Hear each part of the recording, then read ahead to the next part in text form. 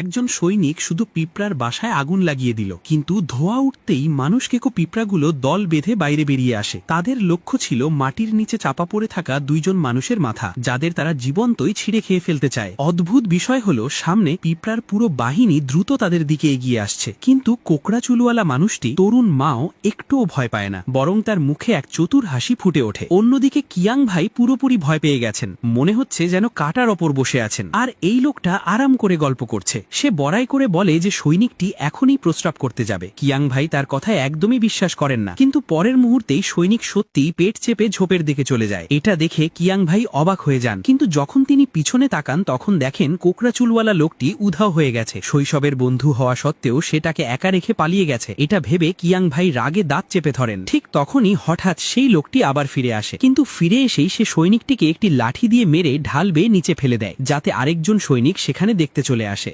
দ্বিতীয় সৈনিকটি কিছু বুঝে ওঠার আগেই সেও ধাক্কা খেয়ে গভীর খাদে পড়ে যায়। সংযোগক্রমে সে সরাসরি মানুষখেকো পিঁপড়ার বাসার ওপর পড়ে যায়। 1 মিনিটও লাগে না, পিঁপড়াগুলো তাকে পুরোপুরি খেয়ে ফেলে। ইয়াং ভাই ভাবেন তার বন্ধু তাকে বাঁচাতে এসেছে, কিন্তু আসলে সে একদমই পরোয়া করে না, বরং আরাম করে বসে এর গোতো নামে চীনা মদ পান করতে শুরু করে। এদিকে পিঁপড়াগুলো দ্রুত কিয়াং ভাইয়ের দিকে এগিয়ে আসছে। এখনই কিছু না করলে তার মৃত্যু নিশ্চিত। বাধ্য হয়ে কিয়াং ভাই তার কাছে সাহায্য ভিক্ষা চান, কিন্তু লোকটি একটি খুবই নীচ শর্ত রাখে। কিয়াং ভাই যেন তার সব জিনিস তাকে দিয়ে দেয়। স্পষ্টই বোঝা যায় সে সুযোগ নিয়ে দর কষাকষি করছে, কিন্তু কিয়াং ভাইয়ের আর কোনো উপায় ছিল না। জীবন বাঁচানোর জন্য তিনি সঙ্গে সঙ্গে তার কথা মেনে নেন। ঠিক তখনই পিঁপড়াগুলো একেবারে তার কাছে পৌঁছে যায়, কিন্তু লোকটি একটুও ভয় পায় না। সে মদের একটি বড় চুমুক নিয়ে সেটি মশালের ওপর ছুড়ে দেয়। মদের কারণে হঠাৎ চারদিকে আগুনের শিখা জ্বলে ওঠে। মুহূর্তের মধ্যেই আগুনের সমুদ্র তৈরি হয়ে যায় এবং পিঁপড়ার পুরো বাহিনী জ্বলতে শুরু করে। সে বারবার মদ ছিটিয়ে আগুন আরো বাড়িয়ে দেয়। কিছুক্ষণের মধ্যেই পুরো পিঁপড়া বাহিনী ধ্বংস হয়ে যায়। কিয়াং ভাই মনে করেন এখন তিনি বেঁচে গেছেন, কিন্তু ঠিক তখনই তিনি বুঝতে পারেন যে এখনো তার জন্য